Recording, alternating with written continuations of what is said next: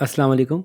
हम as level की economics का पूरा कोर्स कवर कर रहे हैं और उसी सिलसिले में हम यहाँ तक पहुँचे हैं कि एएस लेवल में हम मैक्रो इकोनॉमी डिस्कस कर रहे थे।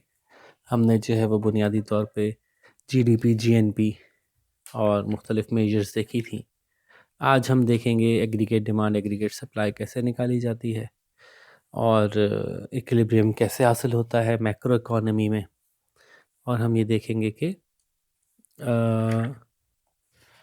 जो हमारी इक्विलिब्रियम है उसके ऊपर किस किस्म के इफ़ेक्ट्स आ सकते हैं मुख्तलिफ सिचुएशंस की वजह से। ठीक है जी, तो शुरू करते हैं। तो जब हमने ये देख लिया कि एक कंट्री का जीडीपी क्या होता है, ओहो बहुत मोटा हो गया, तो जब हमने देख लिया कि कंट्री का जीडीपी क्या होता है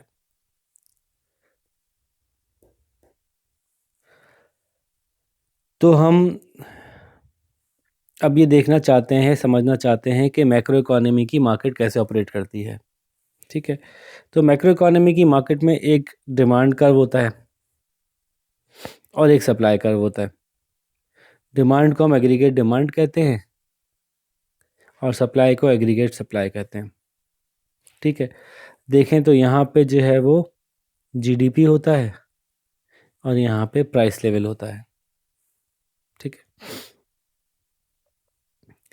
तो एग्रीगेट डिमांड और एग्रीगेट सप्लाई को आप देखें तो ये वैसे ही बिहेव करते हैं जैसे कि नॉर्मल डिमांड और नॉर्मल सप्लाई करते हैं, कि जैसे जैसे प्राइस कम होती है वैसे वैसे एग्रीगेट डिमांड बढ़ती है, जैसे जैसे प्राइस बढ़ती है वैसे वैसे एग्रीगेट सप्लाई बढ़ती है।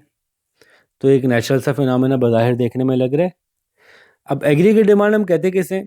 एग्रीगेट डिमांड कहते हैं वो तमाम के तमाम अखराजात जो कि हम पूरे साल में करते हैं एग्रीगेट लेवल पे, जिसको कि हमने कल डिस्कस किया था, which is C plus I plus G plus N X, which is consumption plus investment plus government spendings plus net exports.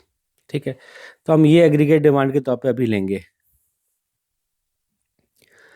तो कंजम्पशन बढ़ेगी, इन्वेस्टमेंट बढ़ेगी, गवर्नमेंट स्पेंडिंग्स बढ़ेंगी, नेट एक्सपोर्ट्स बढ़ेंगी अगर प्राइसेस कम होंगी तो।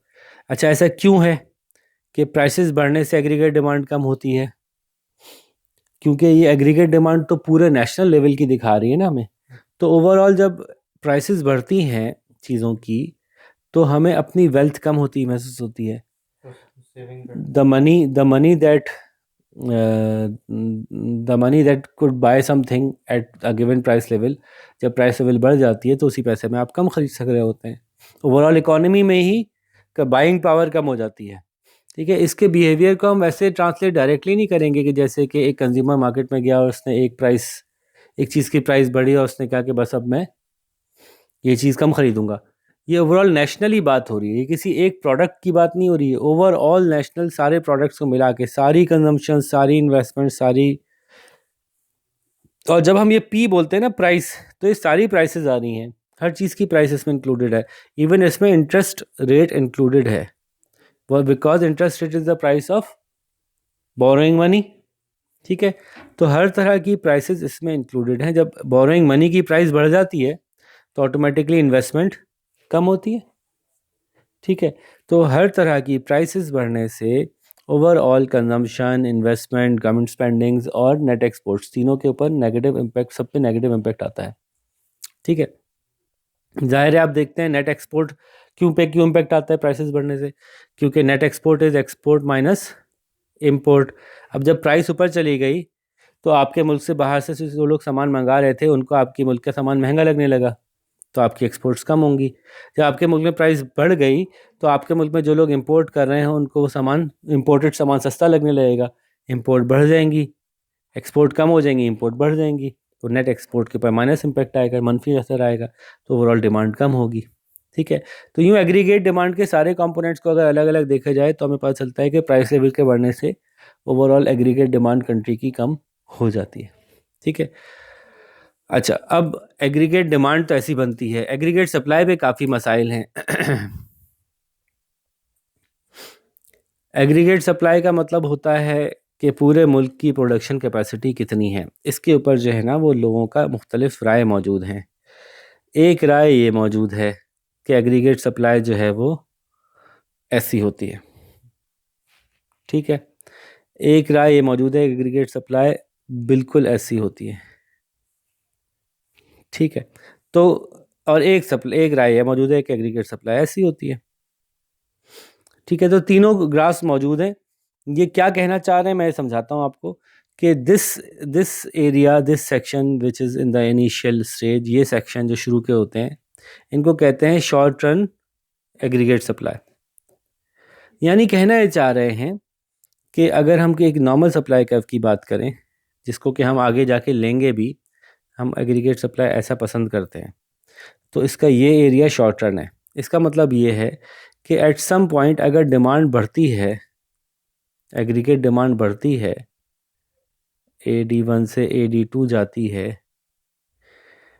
तो प्राइस लेवल आपको पता है कि ऊपर चली जाएगी। ये प्राइस लेवल का ऊपर जाना इकोनॉमी में सप्लाई को बढ़ने में हेल्प करेगा शॉर्ट रन में। ठीक है, तो ओवरऑल जीडीपी हमारा Y1 से Y2 हो जाएगा। जीडीपी को Y भी कहते हैं हम। ठीक है, लेकिन इकोनॉमिस्ट का कहना यह है कि ये एक लिमिट है इसकी, इस पूरे फंक्शन की, सिचुएशन की एक लिमिट है। आप कितनी एग्रीगेट डिमांड बढ़ाएंगे, in the long run economy की एक सर्टेन गिवन कैपेसिटी होती है जो कि उसके इंडाउड फैक्टर्स की वजह से होती है। जब आप अपनी मैक्सिमम कैपेसिटी पे पहुंच चुके होते हैं, गिवन जो भी सिचुएशन है उसकी वजह से, जो मैक्सिमम है, अभी जिस तरह की भी रिसोर्स एलोकेशन आपको आती है उसमें जो आपकी मैक्सिमम एग्रीगेट सप्लाई है, जब आप वहाँ तक पहुँच जाते हैं तो फिर प्राइस बढ़ने के बावजूद आप अपनी सप्लाई नहीं बढ़ा सकते, अपनी प्रोडक्शन नहीं बढ़ा सकते, आप अपने इंडाउड फैक्टर्स के मैक्सिमम पे पहुँच गए। अब आपको कुछ और करना पड़ेगा। अब आपको प्रोडक्शन पॉसिबिलिटी फ्रंटियर को बाहर शिफ्ट करवाना पड़ेगा किसी तरह से, जिसके बाद फिर एग्रीगेट सप्लाई के अंदर आप मज़ीद कोई इजाफा कर पाएंगे। ठीक है, तो ये एग्रीगेट सप्लाई के साथ जो जुड़ी हैं बातें, वो ये जुड़ी है कि aggregate supply is of two types. In the short run it does respond to the price increase in price, but in the long run it becomes perfectly inelastic because of the fixed factors of production, fixed endowed factors of production. ठीक है जी, ये बात समझ में आती है। जो आपके वो होते हैं इकोनॉमिस्ट हैं, उनके अंदर दो तरह के ग्रुप्स मौजूद हैं, एक कीनीजियन है और एक क्लासिकल हैं। क्लासिकल जो है वो तो इस बात को ज़्यादा फेवर करते हैं कि जी ये परफेक्टली इनलास्टिक होती है और ये शॉर्ट रन पे बहुत ज़्यादा रिस्पॉन्ड नहीं करती, शॉर्ट रन पे भी। केनीजियन ये कहते हैं कि नहीं नहीं यार, ये शॉर्ट रन में अच्छा खासा रिस्पॉन्ड कर देती है। अगर शॉर्ट रन में सप्लाई रिस्पॉन्ड करेगी तभी शॉर्ट रन में गवर्नमेंट की कोई हरकत करने से जीडीपी में कोई फ़र्क आ सकता है, ग्रोथ में कोई फ़र्क आ सकता है। अगर इसने शॉर्ट रन में रिस्पॉन्ड नहीं करना तो गवर्नमेंट के किसी मूवमेंट से कोई ख़ास फ़र्क पड़ना नहीं है। तो नियो सिचुएशन में, नियो केस में, यानी नियो क्लासिकल और नियो केनीजियन ने एक समझ लें कि किसी हद तक एक यूनिफाइड किस्म का जो स्टांस लिया है वो यही है कि शॉर्ट रन में समहाउ सप्लाई रिस्पॉन्ड करती है, लॉन्ग रन में नहीं करती। इस पर एग्रीमेंट है कमोबेश क्लासिकल और केनीजियन दोनों का। ठीक है, तो इसलिए हम ये लेंगे। और इसको बनाने का जो बड़ा खूबसूरत तरीका है, जो मुझे पसंद है, जिस तरह से मैं बनाता हूँ, वो ये बनाता हूँ कि मैं बनाता हूँ एग्रीगेट डिमांड तो हम लेते ही फ़िलहाल शॉर्ट रन है, क्योंकि डिमांड का जो इम्पैक्ट देखना होता है हमें, वो देखना ही ईयर टू ईयर होता है। और एग्रीगेट सप्लाई मैं ऐसे बनाता हूँ, this is AD, this is AS, but it is short run. और फिर मैं एक बनाता हूँ ये एग्रीगेट सप्लाई लॉन्ग रन। ये उस केस में बनी ऐसी जब आपके मुल्क की शॉर्ट रन में भी प्रोडक्शन वहाँ पहुँच चुकी थी जो आपकी मैक्सिमम पॉसिबिलिटी थी, आपकी, आपने मैक्सिमम पे खड़े थे। अगर आप किसी वजह से अपने मुल्क में एक ऐसे इक्विलिब्रियम पे खड़े थे जो आपके मैक्सिमम प्रोडक्शन से कम था, तो फिर मैं ऐसी बनाता हूँ, aggregate supply long run, aggregate supply short run, aggregate demand. तो ये नज़र आ रहा है कि प्रोडक्शन अभी यहाँ पे है लेकिन पॉसिबिलिटी है इधर जा सकती है किसी तरह से। उसको उधर ले जाने का एक तरीका, आप डिमांड को शिफ्ट करा दें, सप्लाई को शिफ्ट करा दें। कैसे शिफ्ट होती है वो भी हम आगे देखते हैं, लेकिन ये लॉन्ग रन शॉर्ट रन का जो इम्पैक्ट है, मैं ये बता रहा हूँ कि हम ऐसे दिखा सकते हैं इस तरह से। For the time being it is possible for an equilibrium to form outside the maximum possible. For a very short run it is possible कि go beyond your maximum. लेकिन ये इक्विलिब्रियम्स ऑटोमेटिकली, ये वाले इक्विलिब्रियम आपकी price बढ़ाने की तरफ ही लेके जाते हैं, ठीक है। इसी तरह से कभी कभी आप लोगों ने सुना होगा ये कि जीडीपी ग्रोथ का रेट आपके इकोनॉमी के दूसरे बहुत सारे रेट्स के हिसाब से होना चाहिए। अगर जीडीपी ग्रोथ बढ़ाए, जीडीपी ग्रोथ हो गई तो ओवरऑल इवेंचुअली इन्फ्लेशन निकलेगी, बहुत ज़्यादा और दूसरे मसाइल खड़े हो जाएंगे। इस पर भी हम पूरा टॉपिक है, इसमें हम बात करेंगे। तो आप देखें कि अगर आपने मैक्सिमम से ज़्यादा बाहर निकल जाते हैं तो इवेंचुअली फिर आप कॉन्ट्रैक्ट भी होते हैं और प्राइस लेवल भी बढ़ाने पर मजबूर हो जाते हैं, ठीक है। तो लेकिन ये अभी का टॉपिक नहीं था, मैं अभी सिर्फ समझा ही रहा था कि एक लॉन्ग रन और शॉर्ट रन को मिला के बनाने का एक तरीका ये है, और एक तरीका ये है कि आप दो अलग अलग कर्व से शो करें, इसको आप कहें शॉर्ट रन और इसको कहें लॉन्ग रन, और ये आपकी डिमांड आ गई, ठीक है। Both are acceptable. अगर आप खाली किसी वजह से एग्रीगेट सप्लाई बना रहे हैं तो फिर आप ऐसी बनाएं, लेकिन अगर आप कोई इक्विलिब्रियम कंडीशन, शिफ्ट्स और ये वो सब कुछ दिखाना चाहते हैं तो बहुत अच्छा है कि आप ऐसे ही दिखा दें, ठीक है। तो एक तो ये बात हुई कि long run aggregate supply is inelastic, उसकी रीज़न मैंने आपको समझा दी। Short run aggregate supply respond कर सकती है, ये मैंने रीज़न समझा दी। अब ये देखते हैं कि डिमांड में, लॉन्ग रन डिमांड में और लॉन्ग रन सप्लाई में, सॉरी एग्रीगेट डिमांड में और एग्रीगेट सप्लाई में शिफ्ट कब आता है। तो एग्रीगेट डिमांड की तो बहुत आसान है। एग्रीगेट डिमांड के कंपोनेंट्स कौन कौन से हैं? C plus I G plus N X, याद कर लें, C plus I plus G plus N X, Y is equals to C plus I plus G plus N X. तो एग्रीगेट सप्लाई के जो चार कंपोनेंट्स, एग्रीगेट डिमांड के चार components हैं, इन चारों कंपोनेंट्स में से किसी का भी इम्पैक्ट आता है तो एग्रीगेट डिमांड पे इम्पैक्ट आता है। किसी वजह से कंजम्पशन बढ़ गई तो आपकी डिमांड, एग्रीगेट डिमांड बढ़ जाएगी।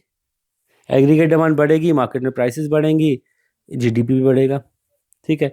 अब कंजम्पशन क्यों बढ़ सकती है? किसी वजह से इन्वेस्टमेंट बढ़ गई, किसी वजह से गवर्नमेंट एक्सपेंडिचर बढ़ गया, किसी वजह से एक्सपोर्ट बढ़ गई, तो आपका ये शिफ्ट राइटवर्ड होगा, ठीक है। क्यों हो सकता है, क्यों होता है कंजम्पशन क्यों बढ़ सकती है? प्राइसेस के अलावा कोई बात करेंगे, क्योंकि प्राइस तो यहाँ मौजूद है। तो अब प्राइस के अलावा कौन से एक्सोजेनस फैक्टर्स एग्रीगेट डिमांड के हैं जो कि उसकी कंजम्पशन को बढ़ाने का बाइस बन सकते हैं? फॉर एग्जांपल जैसे कि कोई चीज़ की वो हो गया कि फैशन में वो चीज़ आ गई है, उसमें टेस्ट उसका जो है वो। अब हम माइक्रो की बात नहीं कर रहे हैं, अच्छा, हम कह रहे हैं मैक्रो इकोनॉमी, यानी अब पूरे मुल्क की ओवरऑल डिमांड में समहाउ इजाफा हुआ है। ऑन एन एवरेज काफ़ी सारे प्रोडक्ट्स की डिमांड में इजाफा हो गया। अब ये किसी एक प्रोडक्ट की बात नहीं होगी, इसलिए इसमें फैशन, इसमें टेस्ट, इसमें ये चीज़ें नहीं आएंगी। जी, कुछ और सोचें। जैसे कि मैं अक्सर कहता हूँ, कंज्यूमर कॉन्फिडेंस एक चीज़ होती है। मार्केट के बारे में आपको पता चल गया कि इमरान खान साहब की हुकूमत आने वाली है, ओहो हो, लोग जो हैं वो निहाल हो गए, खुश हो गए, उन्होंने जो है वो महसूस किया कि अब तो मुल्क बिल्कुल ठीक हो जाएगा। उसका नतीजा क्या निकलेगा कि एग्रीगेट डिमांड शिफ्ट हो जाएगी बगैर किसी फैक्टर के चेंज हुए। लोगों की एक्सपेक्टेशंस, ठीक है, वो सही हो या गलत हो, अब ये एक अलग बात है, ठीक है। मैं ए पॉलिटिकल आदमी हूँ तो जाहिर है मैं तो एक ऐसी मिसाल दे रहा था, ठीक है। तो एग्रीगेट डिमांड के बढ़ने में, कंजम्पशन के बढ़ने की एक वजह होती है एक्सपेक्टेशंस। उसके अलावा टैक्सेस कम हो जाएंगे तो उसकी वजह से भी एग्री डिमांड बढ़ सकती है। उसके अलावा कोई वेल्थ, नेशनल वेल्थ बढ़ गई किसी वजह से, चीज़ें डिस्कवर हो गई आपके मुल्क में, उससे सप्लाई भी बढ़ती है, डिमांड भी बढ़ती है। तो गवर्नमेंट स्पेंडिंग एक ऐसा टूल है जो कि केनीजियंस ने बहुत ज़्यादा खुशी खुशी इंट्रोड्यूस करवाया था कि मुल्क को बेहतर बनाना है, कंजम्पशन बढ़ नहीं पा रही, लोगों के पास इनकम नहीं है, गवर्नमेंट तो खर्च कर सकती है ना, तो गवर्नमेंट खर्च कर बढ़ा देती है अपना, वो कहीं से लोन ले या कुछ भी करे, उसके ज़रिए से अपना एक्सपेंस बढ़ाती है, उससे ओवरऑल प्रोडक्शन बढ़ जाती है इकोनॉमी में, प्राइस लेवल भी लेकिन थोड़ा सा ऊपर जाता है, प्रोडक्शन भी बढ़ती है। ठीक है, तो एग्रीगेट डिमांड के बढ़ने के मैंने कहा कि मल्टीपल रीज़न हो सकते हैं। कंजम्पशन भी बढ़ सकती है, इन्वेस्टमेंट की अपॉर्चुनिटीज़ कोई निकल आए, कोई नया बिजनेस वेंचर निकल आए, कोई मुल्क के अंदर हाउसिंग स्कीम की पॉलिसीज़ आ जाएं तो एकदम से इन्वेस्टमेंट हाउसिंग स्कीम में बढ़ जाएंगी, बहुत से लोग शुरू हो जाएंगे हाउसिंग स्कीम्स बनाना, कोई गवर्नमेंट अपने तौर पे कोई नए प्रोजेक्ट्स लगाना शुरू कर दे, कोई डैम बनाना शुरू कर दे। ठीक है, समहाउ हमारी एक्सपोर्ट की नई मार्केट्स इंट्रोड्यूस हो जाएं, कोई कोई डिस्कवर कर लें, हम कोई अफ्रीका में कोई नया मुल्क हम तलाश कर लें जहाँ हम सामान बेच सकते हो। मुल्क नया ना हो लेकिन हमारे लिए मार्केट नहीं हो वो। ठीक है, तो ये मुख्तलिफ रीज़न हैं जो डिमांड को बढ़ा भी सकते हैं और कम भी कर सकते हैं। कंजम्पशन कम हो जाए, वही कॉन्फिडेंस कम हो गया, इन्वेस्टमेंट कम हो गई किसी वजह से, अपॉर्चुनिटीज़ ख़त्म हो गई, टेक्नोलॉजिकली आपको लग रहा है कि यार अब यहाँ पे खर्च करना फ़ायदेमंद नहीं है, आप अपनी इन्वेस्टमेंट उठाना शुरू कर दें, आपको लगे कि अब इसके बजाय डिसइन्वेस्ट करना ज़्यादा ज़रूरी है। इसी तरह से गवर्नमेंट अपने एक्सपेंडिचर्स कंट्रोल करना शुरू कर दे, एक्सपोर्ट्स कम होना शुरू हो जाएं समहाउ, तो बहुत सारे रीज़न हम एक्सप्लेन कर सकते हैं जिसकी वजह से डिमांड बढ़ भी जाती है, क्रिकेट डिमांड, और कम भी होती है अदर देन प्राइस, और उसकी वजह से जो चेंजेस आते हैं उनको हम शिफ्ट कहते हैं। तो एग्रीगेट डिमांड में इजाफा भी होता है और कमी भी होती है। Similarly aggregate supply short run में अलग वजह से शिफ्ट करती है और लॉन्ग रन में अलग वजह से शिफ्ट करती है। लॉन्ग रन के शिफ्ट तो आपको पता ही होगा, लॉन्ग रन के शिफ्ट का मतलब है कि ओवरऑल कंट्री की प्रोडक्शन पॉसिबिलिटी ही बढ़ गई। तो ये लॉन्ग रन का शिफ्ट जो है वो तभी पॉसिबल होता है जबकि आपके मुल्क की प्रोडक्शन पॉसिबिलिटी बढ़ी हो। तब उसमें क्या क्या आ गया, टेक्नोलॉजिकली आपका मुल्क एडवांस हो गया, कोई कोई आपके मुल्क में नए रिसोर्सेज डिस्कवर हो गए, आपके मुल्क के रिसोर्सेज की क्वालिटी बेहतर हो गई। ठीक है, तो कोई भी ऐसी वजह जो अब आप पहले से ज़्यादा प्रोडक्शन कर सकते हैं वो आप सोच सकते हैं, और वो सारी वजूहत यहाँ पे अप्लाई होती हैं। शॉर्ट रन के अंदर और भी चीज़ें हो सकती हैं एग्रीगेट सप्लाई के बढ़ने की। फॉर एग्जांपल अगर टैक्स बढ़ा दिया गया है ओवरऑल इकोनॉमी में तो एग्रीगेट सप्लाई शॉर्ट रन में भी नेगेटिवली शिफ्ट होती है। एग्रीगेट सप्लाई शॉर्ट रन में टैक्स बढ़ने से नेगेटिवली शिफ्ट होती है। एग्रीगेट सप्लाई टू टैक्सेस कम हो गए तो आगे बढ़ेगी, टैक्सेस बढ़ गए तो पीछे हटेगी। सिमिलरली शॉर्ट रन में एग्रीगेट सप्लाई जो है वो प्रोडक्शन फैक्टर्स ऑफ प्रोडक्शन की कॉस्ट कम हो जाए, एग्रीगेट सप्लाई जो है वो आगे चली जाएगी। फैक्टर्स ऑफ प्रोडक्शन की कॉस्ट बढ़ जाए तो वो पीछे हट जाएगी।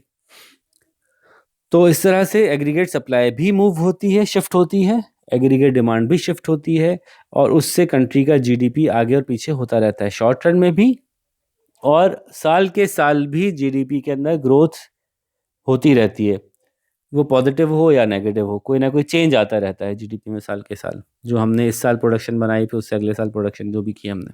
ठीक है, तो ये बेसिक्स ही हमने एक बात की जिसकी मदद से हम इक्विलिब्रियम डायग्राम बनाने के काबिल हो गए। तो अक्सर हम डायग्राम में जब बात करेंगे तो हम ये बात करेंगे कि अगर कोई कंट्री इक्विलिब्रियम में है और वो लॉन्ग रन इक्विलिब्रियम के अंदर स्टैंड करता है, शॉर्ट रन में किसी वजह से एग्रीगेट सप्लाई बढ़ गई तो उस एग्रीगेट सप्लाई करने से आप अपने पोटेंशियल से बाहर जाते हैं, लेकिन ये पोटेंशियल से बाहर जाना आप सस्टेन नहीं कर पाते।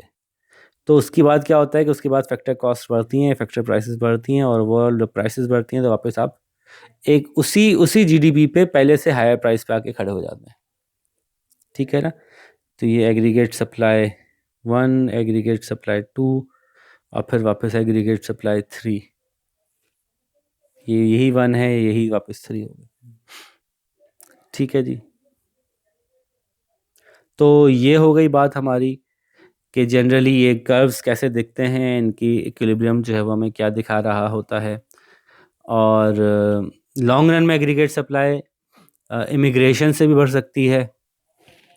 ठीक है, अब ये सारे वो फैक्टर्स हैं लॉन्ग रन वाले जिसमें वाकई मुल्क की प्रोडक्शन पॉसिबिलिटी बढ़ गई, नए रिसोर्स डिस्कवर होने से बढ़ सकती है, आपके मुल्क में जेंडर सेंसिटाइजेशन हो गया, अब ख़वातीन भी लेबर फोर्स का पार्ट बन गई, उससे बढ़ सकती है, आपके मुल्क में बाहर से इन्वेस्टमेंट हो रही है उससे बढ़ सकती है, आपके यहाँ कोई लैंड रिक्लेम हो गई, लैंड रिक्लेम किया आपने, कोई आपके पास नए कोई माइंस निकल आई, डिस्कवर हो गई, इन चीज़ों से लॉन्ग रन एग्रीगेट सप्लाई जो है वो बढ़ती है।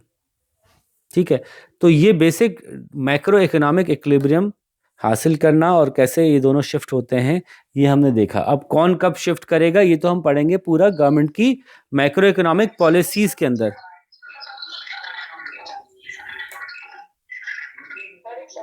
जी जी बोलिए। फैक्टर्स जो है वो एग्रीगेट सप्लाई जो है वो वीक हो गई, ठीक है। अब जब जैसे कि अगर आपके पास जो नए रिसोर्सेज आ गए हैं, रिसोर्सेज जो है वो चाहिए एडवांस हो गए, ऐसी सूरत में आपकी सप्लाई वापस प्राइस में बढ़ी दोबारा, वापस आप कह रहे हैं ना कि वापस जी, आपका सवाल मैं समझ गया, मैं उसका जवाब देने की कोशिश करता हूँ। मैं ये कह रहा था कि अगर एग्रीगेट सप्लाई ऐसे बढ़े कि सिर्फ शॉर्ट रन एग्रीगेट सप्लाई बढ़े, सिर्फ शॉर्ट रन फैक्टर की वजह से आपने बढ़ा दी, टैक्सेस में छूट दे के बढ़ा दी एग्रीगेट सप्लाई, और actually long run aggregate supply नहीं बढ़ी थी, यानी फैक्टर्स ऑफ प्रोडक्शन नहीं बढ़े थे, तो और वो सप्लाई बढ़ के आपके नेचुरल जो आपकी प्रोडक्शन पॉसिबिलिटी थी उससे ज़्यादा चली गई थी, तो इवेंचुअली वापस आ जाएगी। हाँ, अगर ये लॉन्ग रन एग्रीगेट सप्लाई ही आगे शिफ्ट हुई होती तो उस केस में जाहिर है कि फिर तो आपकी प्रोडक्शन की लेवल ही आगे चला गया, फिर तो आपकी डिमांड भी आगे बढ़ गई, सप्लाई भी आगे बढ़ गई, नेचुरल आपके रिसोर्सेज ही पहले से आगे चले गए, पूरा का पूरा इक्विलिब्रियम उठ के आगे चला गया। ठीक है, तो वो बात थी शॉर्ट रन की। अच्छा, अब आगे चलते हैं। हमारा जो इससे रिलेटेड दूसरी बात है, अभी हमने चूंकि बेसिक बात समझी, वो बात है इकोनॉमिक ग्रोथ की। ये जो इकोनॉमिक ग्रोथ है, यानी जीडीपी का आगे बढ़ना है, जीडीपी का आगे बढ़ना किसी सर्टेन रेट से अच्छी चीज़ होती है, और ये डिपेंड करता है कि आपका मुल्क कौन सा मुल्क है। पाकिस्तान चूंकि एक डेवलपिंग इकोनॉमी है या अंडर डेवलप्ड कंट्री है, तो इसके अंदर रहते हुए हम अक्सर यही सुनते हैं GDP growth, GDP growth, GDP growth चाहिए आपको। लेकिन ये भी पॉसिबल है कि कोई मुल्क ये कहे कि हमारे पास जितनी जीडीपी ग्रोथ है वो कम ही चले, बहुत ज़्यादा ना चले, बहुत ज़्यादा जीडीपी ग्रोथ नहीं होनी चाहिए, ये भी हो सकता है कोई कहे। तो कोई ऐसा क्यों कह सकता होगा, क्यों कहता होगा? खासतौर पे पाकिस्तान में रहते हुए आपको ये बात अजीब सी नहीं लगी सुन के कि कोई ये बोले कि यार जीडीपी ग्रोथ बस हल्की फुल्की ही हो, ज़्यादा ना हो? बिकॉज ऑलरेडी जो है वो पर्टिकुलर कंट्री जो है वो जितना, क्योंकि जीडीपी ग्रोथ एक्सपेंडिचर से मतलब बढ़ता है ना, तो फॉर एग्जांपल जो है वो कंज्यूमर्स नेशनली बहुत ज़्यादा स्पेंड कर रहे हो, और तो उससे ये हो सकता है कि कम से कम कुछ बचा है, वरना अगर ज़्यादा होगा तो एक तो बात ये थी इन्फ्लेशन की, आपने जो बात की थी ठीक है, वो। ठीक है। अच्छा, फैज़ान भाई ने भी बात की आउट ऑफ कंट्रोल होने की, मुजम्मिल भाई ने जो वो एग्रीगेट डिमांड के थ्रू जीडीपी ग्रोथ की बात की। तो ये बात दुरुस्त है कि पहले तो उस मुल्क के इक्विलिब्रियम को देखना पड़ेगा कि लॉन्ग रन एग्रीगेट सप्लाई के साथ वो मुल्क कहाँ खड़ा है। अगर तो आप लोग देखें कि एक मुल्क के मैक्सिमम फैक्टर्स प्रोडक्शन पे एक मुल्क खड़ा हुआ है, ऑलरेडी खड़ा हुआ है, ऑलरेडी एक मुल्क यहाँ खड़ा हुआ है, अब जीडीपी ग्रोथ का क्या मतलब हुआ? और गवर्नमेंट की कौन सी पॉलिसी से जीडीपी ग्रोथ होगी? अगर गवर्नमेंट एग्रीगेट डिमांड किसी वजह से भी बढ़ाएगी, किसी भी वजह से गवर्नमेंट एग्रीगेट डिमांड बढ़ाएगी, इसका सिर्फ एक ही नतीजा निकलेगा, P1 से P2। देखें, क्या ये बात आपको नजर आ रही है?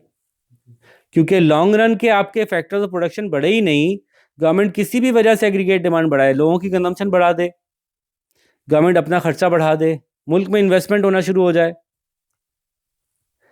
लेकिन एक्सपोर्ट बढ़ जाए, इवन एक्सपोर्ट बढ़ने के बावजूद भी आपकी जो कंट्री की जो मैक्सिमम पॉसिबल प्रोडक्शन है, आप उसके पास खड़े हुए हैं अगर, या उसी पर खड़े हुए हैं, और आपकी एग्रीगेट डिमांड बढ़ती है किसी पॉलिसी की मदद से, तो उसका इवेंचुअल नतीजा सिर्फ और सिर्फ ये निकलेगा कि प्राइस बढ़ेगी, यहाँ पे जाके यहाँ आ जाएगी वापस।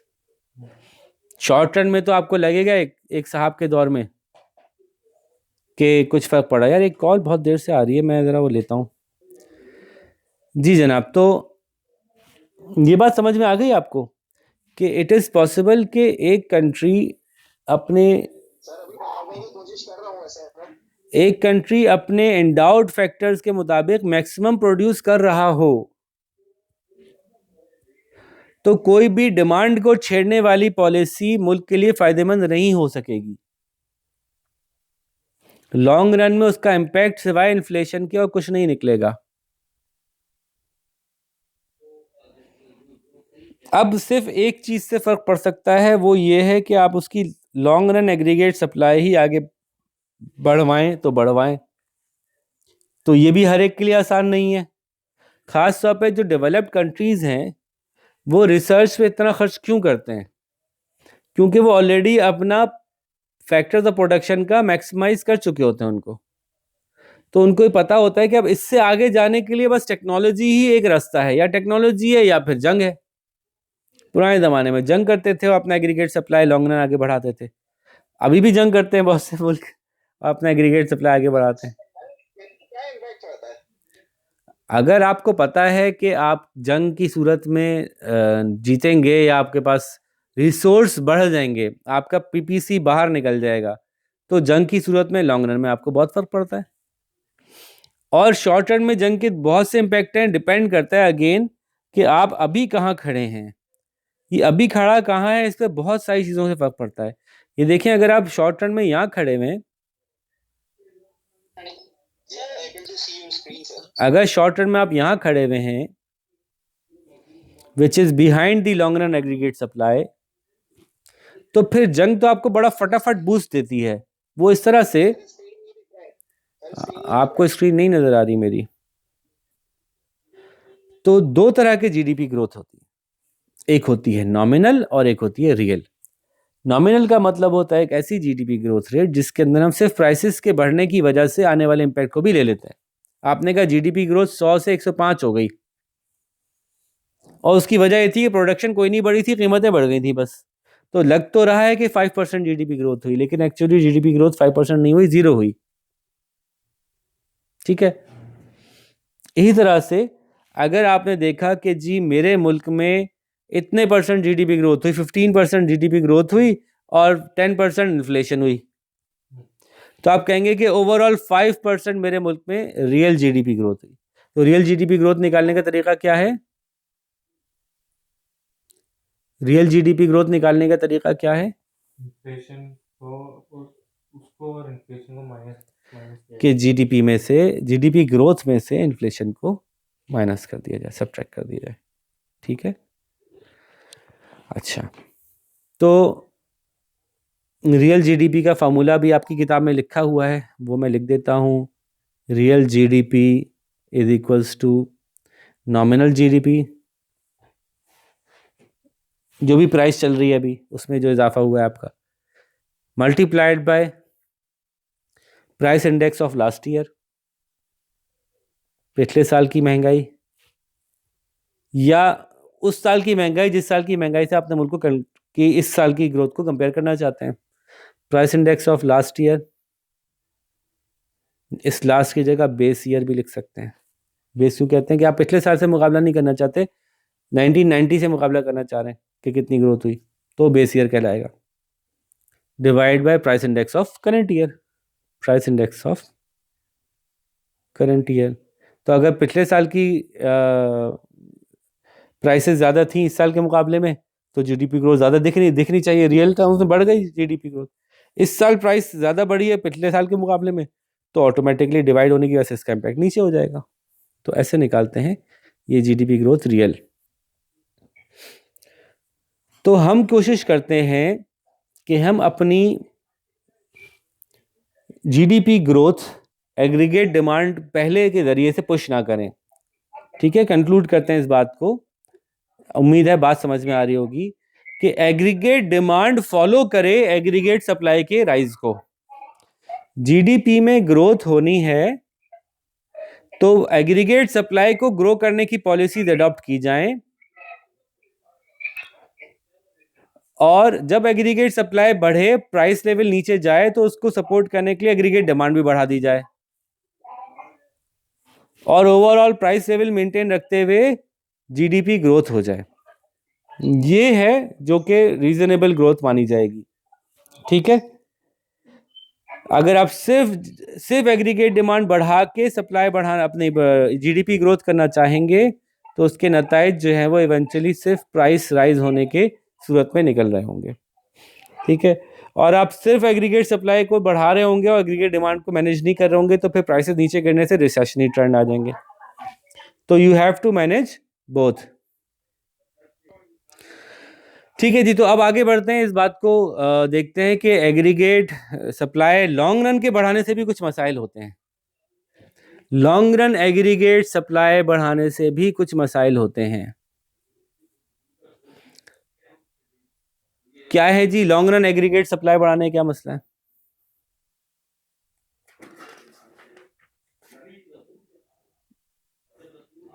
एग्रीगेट सप्लाई जब लॉन्ग रन बढ़ाते हैं तो उससे क्या मसला होता है?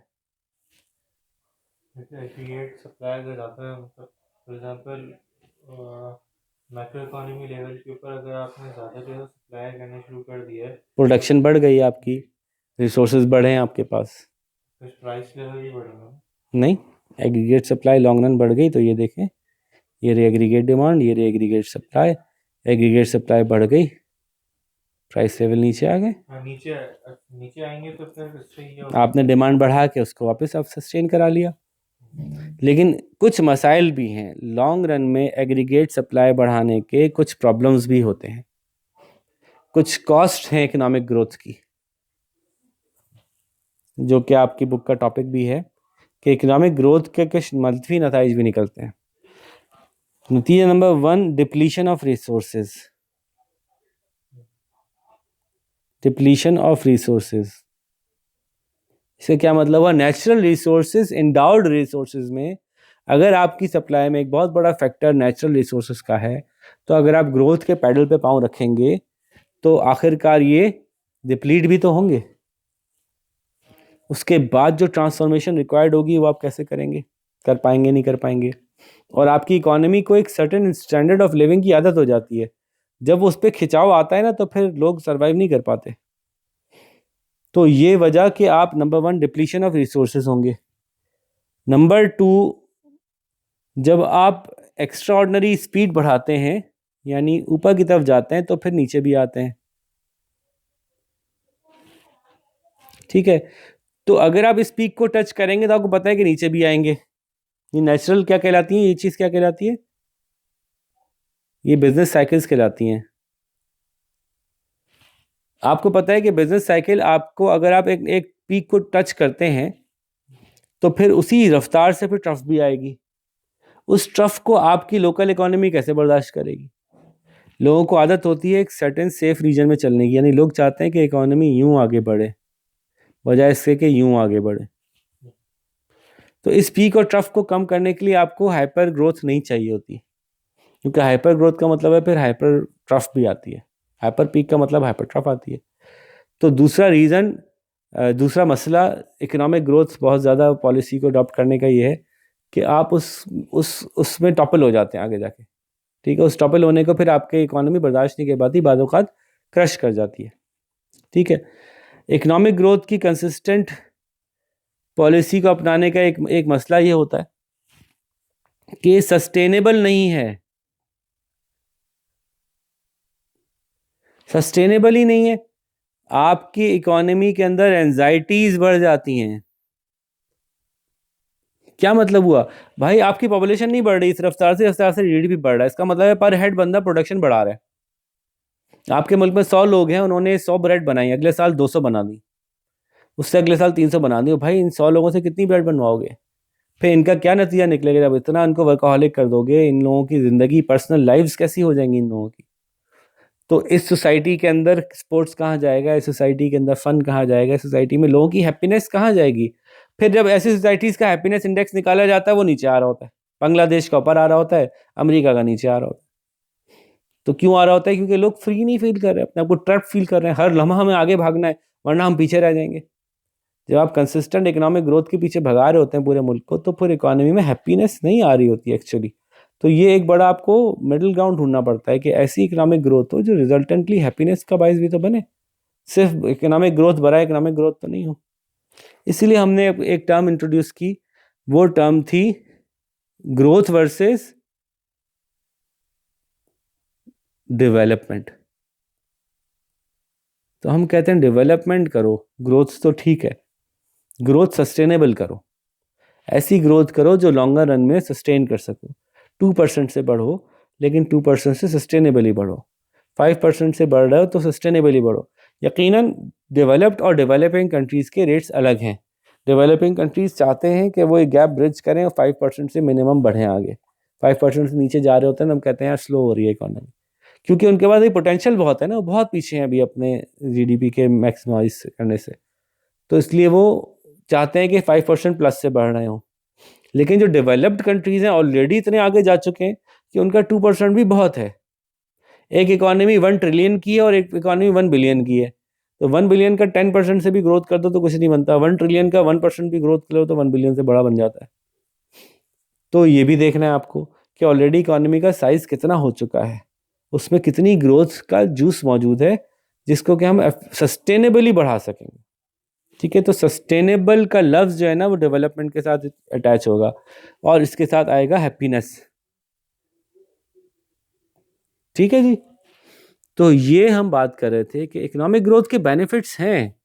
यकीनन जो मुल्क अपने पोटेंशियल जीडीपी को नहीं अचीव किया हुआ, अपने रिसोर्सेज को अंडर प्रोड्यूस किया हुआ उसने बहुत ज़्यादा, तो इसका मतलब ये होगा कि पर कैपिटा इनकम कम होगी। जब वो मुल्क ग्लोबलाइजेशन के नतीजे में अपने जो शहरी अपनी चीज़ों को देखेंगे कि यार हमारे मुल्क में जो गाड़ी आती है उसमें एयरबैग भी नहीं होता है, जापान से जो गाड़ी आ रही है उसमें 6-6 एयरबैग हैं, तो लोग अपने आप को डिप्राइव्ड फील करेंगे। तो ज़ाहिर है ग्लोबली आपको मैचिंग तो रखनी है। तो जो जीडीपी ग्रोथ अच्छी चीज़ भी है, जीडीपी को ग्रो करवाना है लेकिन अपना पोटेंशियल देखते हुए, और किस डायरेक्शन में ग्रो कराना है ये भी बड़ा ज़रूरी है कि वो भी आपके पोटेंशियल की डायरेक्शन होनी चाहिए। आपको हर एक इंडस्ट्रियल बन जाएगा, हर एक अमेज़न बनेगा, हर एक सर्विसेज बेचेगा, हर कोई हर कुछ कर नहीं सकता क्योंकि उसके एंडाउड फैक्टर है नहीं उसके हिसाब से। तो हर किसी को ये देखना है कि जब ओवरऑल इकोनॉमी दुनिया की देखी जाती है तो पूरी दुनिया में हर चीज़ की बहुत अहमियत है, एग्रीकल्चर की बहुत अहमियत है।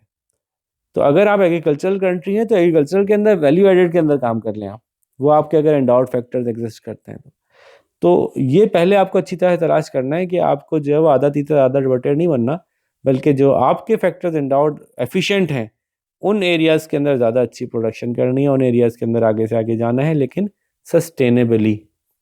बात समझ में आ गई? अच्छा जी, टाइम क्या हो गया? अभी टाइम हो रहा है 11 बज गए। अच्छा, अब नेक्स्ट टॉपिक जो हमारे 2 रह गए हैं, तो वो चूँकि 2 कंप्लीट टॉपिक हैं, इंटरेस्टिंग है, अनएम्प्लॉयमेंट और इन्फ्लेशन। जिसके बाद फिर हम बात करेंगे गवर्नमेंट की पॉलिसीज़ की कि वो किस तरह से अनएम्प्लॉयमेंट कम करती है, किस तरह से इन्फ्लेशन कम करती है, किस तरह से जीडीपी ग्रोथ करती है।